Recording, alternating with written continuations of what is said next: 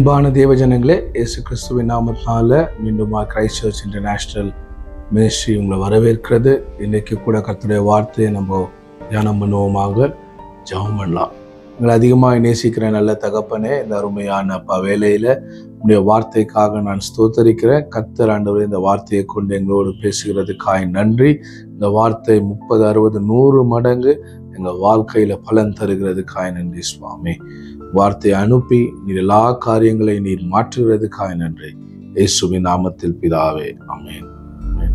இன்றைக்கு கூட நான் உங்களோடு கூட பகிர்ந்து கொள்கிற வேத வார்த்தை 2 தீமோத்தேயுவின் புஸ்தகம் 4ஆம் அதிகாரம் 7ஆம் வசனத்திலிருந்து நான் உங்களோடு பேச விரும்புகிறேன். பவுல் இதை சொல்லும் போது சொல்றாரு, நல்ல போராட்டத்தை போராடினேன், ஓட்டத்தை முடித்தேன், விசுவாசத்தை காத்து கொண்டேன். அப்போ இந்த இடத்துல பார்க்குறோம், நல்ல போராட்டத்தை போராடினேன், ஓட்டத்தை முடித்தேன், விசுவாசத்தை காத்துக்கொண்டேன். இந்த கடைசி நாட்களில் நிறைய பேர் நினைக்கிறாங்க விசுவாசம் என்பது ஒரு மூமெண்ட், இல்லை விசுவாசம் என்பது ஒரு வேவ். இன்னைக்கு எப்படி ஹோலி ஸ்பிரிட் ஒரு வேவ், ஹோலி ஸ்பிரிட் ஒரு மூமெண்ட்டு, அந்த மாதிரி ஃபெய்த்தும் ஒரு மூமெண்ட்டு, ஒரு வேவ்னு நினைக்கிறாங்க. ஆனால் பைபிள் சொல்லுது, இயேசு கிறிஸ்து மீண்டுமாய் வரும்போது இந்த பூமியில அவர் விசுவாசம் உண்டா என்று பார்க்கிறாராம். அப்போ கடைசி வரைக்கும் நிலைத்திருக்கிறவனே ரட்சிக்கப்படுவான். அப்போ நம்ம வாழ்க்கையில விசுவாசம் ரொம்ப முக்கியமானது. இன்னைக்கு நம்ம வாழ்ற இந்த ஓட்டத்துல, கிறிஸ்துவோடு கூட நம்ம நடக்கிற இந்த வாழ்க்கையில நம்முடைய ஃபெய்த் ரொம்ப எசென்ஷியல். ஏற்கனவே இருந்ததான எபிசோட்ல நான் பேசியிருக்கேன்.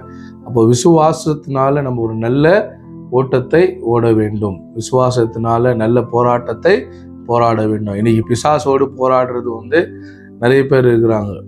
பிசாசை நாங்கள் போராடுறோம், ஸ்பிரிச்சுவல் வார்ஃபேரு, இல்லை நிறைய காரியங்கள், ஸ்ட்ராங் ஹோல்ட்ஸை உடைக்கிறது, இதெல்லாம் ஓகே. ஆனால் இது எல்லாத்துக்குமே எசென்ஷியல் ஃபவுண்டேஷன் பார்க்கும்போது விசுவாசம். ஆண்டவர் நமக்கு சிலுவையில் என்ன சம்பாதித்து கொடுத்துருக்கிறாரோ, இயேசு கிறிஸ்து சிலுவையில் நமக்கு என்னத்தை செய்து முடித்திருக்கிறாரோ, அந்த நன்மைகளை, அவர் கொடுத்த விடுதலையை, அவர் கொடுத்த ரட்சிப்பை, அவர் நமக்கு கொடுத்திருக்கிறதான எல்லா சுதந்திரத்தை, ஆசீர்வாதத்தை விசுவாசம் என்றதான ஒரு காரியத்தை வைத்து தான் நீங்கள் ஆக்டிவேட் பண்ண முடியும். ஏன்னா விசுவாசம் என்பது என்ன பண்ணும், ஆண்டவருடைய நன்மைகளை நம்ம வாழ்க்கையில் ஆக்டிவேட் பண்ணக்கூடிய ஒன்று. இன்னைக்கு நீங்கள் விசுவாசத்தில் நீங்கள் நடக்கும் போது, ஏன்னா பவுல் சொல்றாரு, நாங்கள் தரிசித்து நடக்காமல் விசுவாசித்து நடக்கிறோம். அப்போ விசுவாசத்தில் நடக்கிற போது நமக்கு சில நேரம் நம்ம அதை உணர முடியாது, சில நேரம் அதை நம்ம பார்க்க முடியாது, சில நேரம் நம்ம விசுவாசிக்கிற காரியத்தை உடனே கேட்க முடியாது. ஆனால் எப்போ நீங்கள் ஆண்டவர் எனக்கு இதை செய்து முடித்திருக்கிறாரு, எனக்காக எல்லாவற்றையும் ஆண்டவர் செய்துட்டாருன்னு நீங்கள் எப்போ பிலீவ் பண்ண ஆரம்பிக்கிறீங்களோ, அப்போ உங்கள் வாழ்க்கையில் நீங்கள் விசுவாசிக்கிறத, இந்த மனுஷனால செய்ய முடியாததை கூட, உங்களுக்கு சாமர்த்தியம் இல்லாத காரியங்களை கூட விசுவாசிக்கிறவனால் எல்லாம் கூடும் என்று வேதம் சொல்லுது. மார்க் 10 பார்க்குறோம், விசுவாசிக்கிறவனால் எல்லாம் கூடும். அப்போ இன்னைக்கு உங்க வாழ்க்கையில நீங்க ஒரு நல்ல போராட்டத்தை நீங்க போராடணும் நீங்க விரும்புனீங்கன்னா, விசுவாசத்துல நீங்க வளர ஆசைப்படுங்க, ஃபெய்த்தை எக்ஸசைஸ் பண்ணுங்க. ஏன்னா நீங்க எக்ஸசைஸ் பண்ணும்போது அந்த விசுவாசம் உங்களுக்கு அது நிச்சயமா பலனை கொடுக்கக்கூடியதா இருக்கிறது. விசுவாசம் என்பது என்ன? அது உறுதியான திட நம்பிக்கை போலது. ஏன்னா எபிரேயர் 11:1 வசனத்துல விசுவாசத்துக்குரிய டெஃபினேஷனை நம்ம பார்க்குறோம். அதுல எழுதியிருக்கு, விசுவாசமானது நம்பப்படுகிறவர்களின் உறுதியும் காணப்படாதவைகளின் நிச்சயமா இருக்கிறது. அப்போ என்ன? காணப்படாதவைகளின் நிச்சயம், நம்பப்படுகிறவின் உறுதி. ஆண்டவர் நமக்கு இதை செய்வாரு. ஆண்டவர் இன்னைக்கு இயேசு நம்ம கண்களால் பார்க்க முடியலனாலும் அவர் ஆண்டவர் என்பதை நம்ம என்ன பண்றோம், நம்ம இருதயத்தில் ஆழமா நம்ம நம்புறோம். பரலோகம் ஒன்று இருக்குன்றதை நம்மளால பார்க்க முடியலனாலும் அது சத்தியத்தை நம்ம என்ன பண்றோம், நம்ம நம்புறோம். அந்த நம்பிக்கை நமக்குள்ள இருக்கிற பரிசுத்த ஆவியானவர் அந்த நிச்சயத்தை நமக்குள்ள கொடுக்குறாரு. இன்னைக்கு நம்ம மரித்தா பரலோகம் போவோன்றது கூட என்ன, நமக்குள்ள இருக்கிறதான ஒரு நம்பிக்கை. அது காணப்படாதவைகளின் நிச்சயமா இருக்கிறது, நம்பப்படுகிறவன் உறுதியா இருக்கிறது.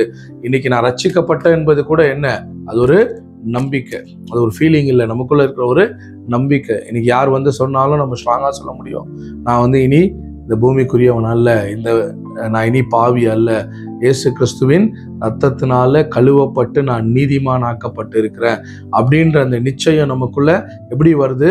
ஆண்டவராகிய இயேசு கிறிஸ்து மேல நம்ம வைத்திருக்கிற விசுவாசத்தினால தான். அந்த விசுவாசம் தான் நமக்குள்ள ரட்சிப்பையும் இந்த ஒரு நிச்சயத்தையும் நமக்குள்ள கொண்டு வருகிறதா இருக்கிறது.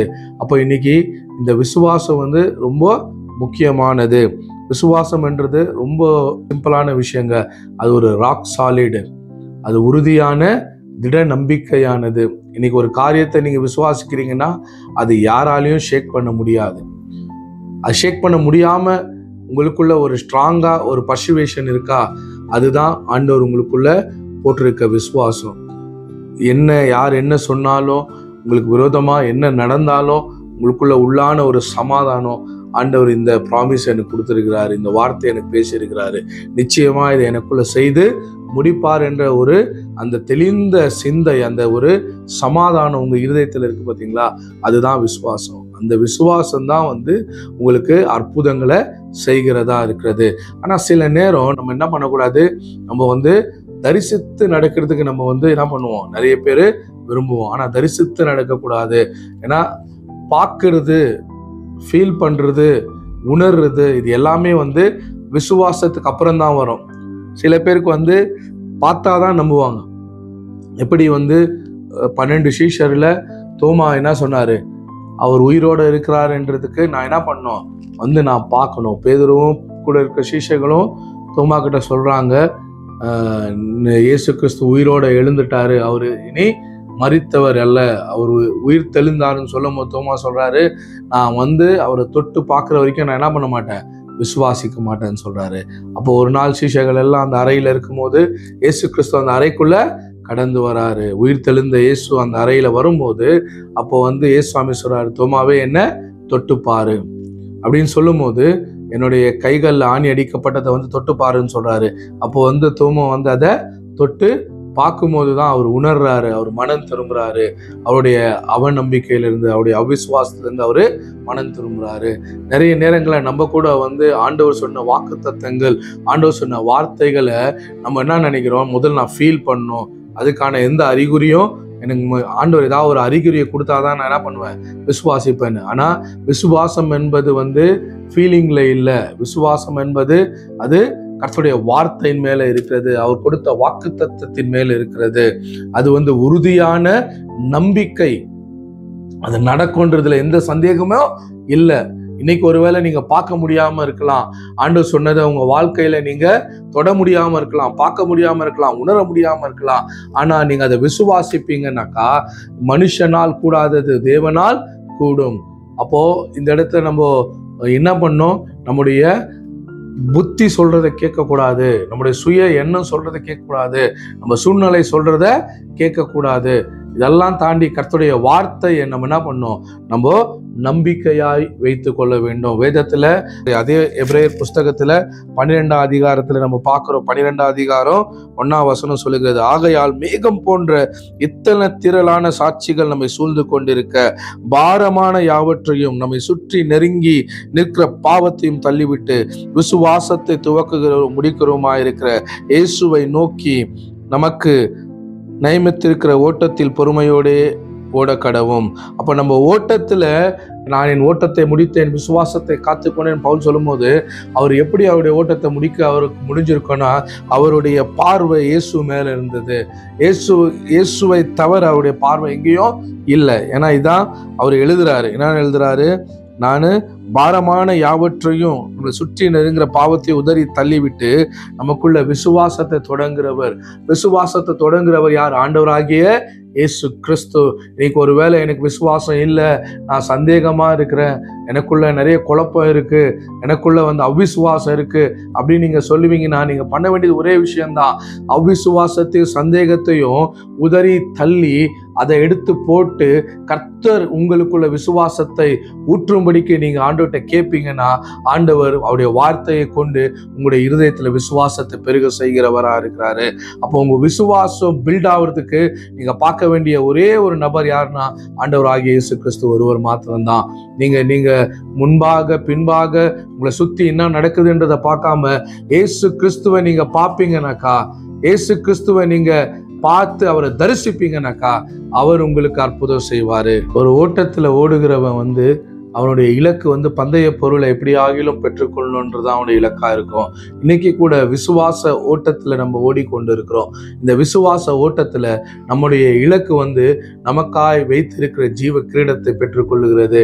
நம்மை அழைத்தவருடைய புண்ணியங்களை நாம் அறிவிக்கும்படிக்கு நாம் அவரால் தெரிந்து கொள்ளப்பட்ட சந்ததியா இருக்கிறோம். இன்னைக்கு நம்மளை நெருங்கி வருகிற எந்த பாவமா இருந்தாலும், எந்த பாரமா இருந்தாலும் உதறி தள்ளிவிட்டு ஆண்டவராகிய இயேசு கிறிஸ்துவை நம்ம பார்ப்போம்னாக்கா அவர் நமக்கு விசுவாசத்தை பெருக செய்கிறவரா இருக்கிறாரு. கர்த்தருடைய வார்த்தை நமக்குள்ள விசுவாசத்தை பெருக செய்கிறதா இருக்கிறது. ஒரு இடத்துல நம்ம பார்க்கிறோம், ஒரு தகப்பன் தன்னுடைய மகனை என்ன பண்றாரு, இயேசுவிடத்துல கொண்டு வராரு. கொண்டு வரும்போது அங்க இருந்த சீஷைகள் அவனுக்கு இருந்த அந்த பிசாசை துரத்தும்படி அவங்க என்ன பண்றாங்க, அவங்க அந்த இடத்துல ஜபிக்கிறாங்க. ஆனா அந்த பிசாசு அவனை விட்டு போக மாட்டேன்து. அப்ப இயேசு கிறிஸ்துவ கிட்ட அந்த தகப்பன் சொல்றாரு, என் பிள்ளைய குணமாக முடியாதா, இவன் விடுதலை ஆக மாட்டானோ? அப்போ ஆண்டவர் சொல்றாரு, தேவனால் எல்லாம் கூடும், விசுவாசிக்கிறவனால் எல்லாம் கூடும் என்று சொல்றாரு. அப்ப அந்த தகப்பன் சொல்றாரு, எனக்குள்ள இருக்கிற அவிசுவாசம் நீக்கும்படி எனக்கு உதவி செய்யுங்கன்னு சொல்லி உடனே அந்த இடத்துல இயேசு கிறிஸ்து ஜபிக்கும் போது இயேசு கிறிஸ்து அந்த மகனை பார்த்து விடுதலையை பேசுகிறாரு.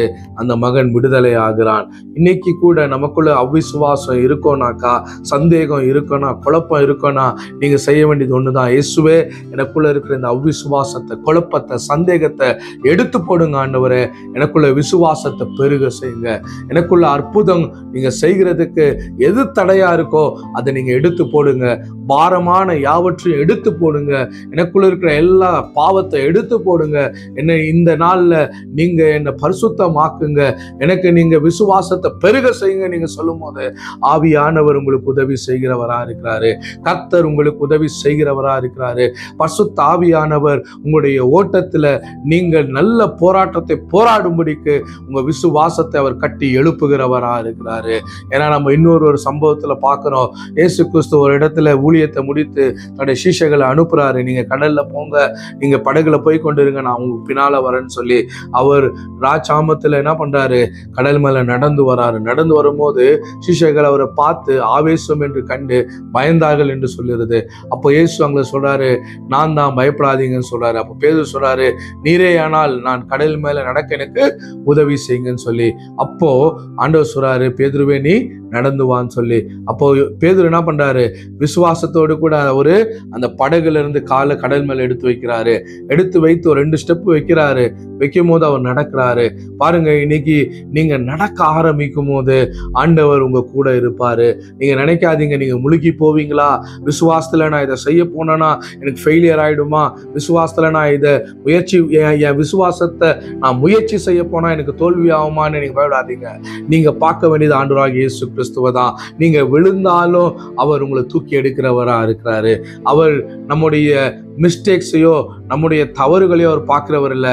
அவர் நம்மளை எந்த நிலையில் இருந்தாலும் நம்மளை அவர் தூக்கி எடுத்து நம்மளை நிலை நிற்க செய்கிறவரா இருக்கிறாரு. நீங்க அவிசுவாசமா இருக்கிறீங்க, இல்ல சந்தேகமா இருக்கீங்க, இல்ல பலவீனரா இருக்கிறீங்கன்னு ஆண்டவர் உங்களை புறம்பே தள்ளுவதில்லை. அவர் உங்கள் விசுவாசத்தை கட்டி எழுப்புகிறவரா இருக்கிறாரு. அவரை நம்ம பார்க்க முடியும்னா, அவருடைய வார்த்தையை நம்ம அதிகமா கேட்க முடியும்னா, அவர் எனக்கு இதை செய்வாரு நம்ம உறுதியா தைரியமா நம்ம அவருக்காக ஒரு படி எடுத்து வைக்கும் போது நான் சொல்றேன், உங்க விசுவாசம் அற்புதங்களை செய்கிறதா இருக்கிறது. பேதுரு என்ன பண்ணாரு, அவர் முதல் ஸ்டெப் வைக்கும் போது அவருக்கு எந்த பிரச்சனையும் இல்லை. அவர் 2வது ஸ்டெப் வைக்கும் போது எந்த பிரச்சனையும் இல்லை. ஆனா அவருக்கு விரோதமா வந்த காற்றையும் கடலையும் அவர் பார்த்தாரு. அந்த ஒரு டிஸ்ட்ராக்ஷன் தான் அவர் முழுகும்படி செய்தது. இன்னைக்கு நம்ம வாழ்க்கையில டிஸ்ட்ராக்ஷன் வராதுன்னு நான் சொல்ல, டிஸ்ட்ராக்ஷன் வரும். நம்ம விசுவாசத்துல நடக்கும் போது நம்ம விசுவாசத்தை நமக்குள்ள இருந்து எடுத்து போடும்படிக்கு நம்முடைய சூழ்நிலைகள் நமக்கு விரோதமா வரும். நமக்கு பிரியமான ஜனங்க கூட நம்மளை புரிஞ்சுக்க மாட்டாங்க. எல்லாம் நமக்கு விரோதமா இருந்தாலும் நல்லா தெரிஞ்சுக்கங்க, உங்களுக்கு முன்பாக இயேசு இருக்கிறாரு. உங்களுக்கு முன்பாக கர்த்தருடைய வார்த்தை இருக்கிறது. அவர் உங்களோடு கூட இருக்கிறாரு. பரிசுத்த ஆவியானவர் உங்க வலது கையை பிடித்து இருக்கிறாரு, உங்களுக்குள்ள இருக்கிறாரு. நீங்க முழுகி போவதில்லை. முழுகிற சூழ்நிலையில நீங்க இருந்தாலும் ஏற்ற நேரங்கள்ல அவர் நம்மளை தூக்கி எடுத்து நமக்கு எந்த காரியத்துக்காக நம்மளை அழைத்தாரோ, அவர் எதை செய்வேன் என்று சொன்னாரோ அவர் வாக்கு பண்ணினதுல அவர் நம்மளை கொண்டு போய் நிற்க வைக்கிறவரா இருக்கிறாரு. அதனால நீங்க விசுவாசத்தை பயன்படுத்துங்க. உங்களுக்குள்ள இருக்கிற அந்த பயத்தை, உங்களுக்குள்ள இருக்கிற அந்த சோர்வை, உங்களுக்குள்ள இருக்கிற அந்த அவ்விசுவாசத்தை எடுத்து போடும்படி ஜெபம் பண்ணுங்க. பரிசுத்தாவியான உதவியை கேளுங்க. ஆவியான உங்களுக்கு உதவி செய்கிறவரா இருக்கிறாரு. இந்த வார்த்தையை கேட்டுக்கொண்டிருக்கும் போதே நான் விசுவாசிக்கிற கர்த்தர் உங்கள் விசுவாசத்தை பெருக செய்வாராக. உங்களுடைய எல்லா தேவைகளையும் கர்த்தர் சந்திப்பாராக. இன்றைக்கு உங்களுக்கு அற்புதம் நடப்பதாக. இயேசு தாமே உங்களை ஆஸ்வதிப்பாராக. இயேசுவின் நாமத்தில் நான் ஜெபித்து ஆஸ்வதிக்கிறேன். ஆமென். God bless you all.